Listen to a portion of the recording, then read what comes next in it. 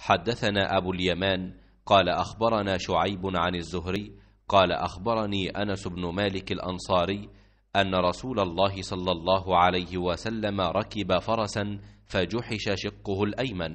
قال أنس رضي الله عنه: فصلى لنا يومئذ صلاة من الصلوات وهو قاعد، فصلينا وراءه قعودا، ثم قال لما سلم: إنما جعل الإمام ليؤتم به، فإذا صلى قائما فصلوا قياما، وإذا ركع فاركعوا، وإذا رفع فارفعوا، وإذا سجد فاسجدوا، وإذا قال سمع الله لمن حمده فقولوا ربنا ولك الحمد۔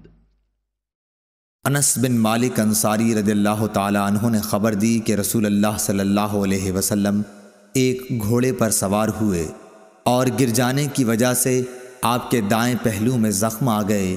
हज़रत अनस रदियल्लाहु ताला अन्हु ने बतलाया कि उस दिन हमें आपने एक नमाज पढ़ाई। चूँकि आप बैठे हुए थे इसलिए हमने भी आपके पीछे बैठकर नमाज पढ़ी।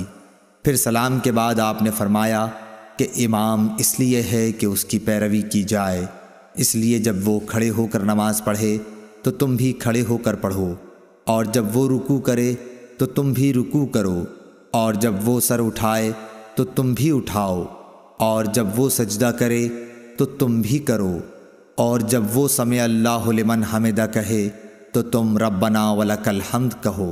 सही बुखारी हदीस नंबर 732।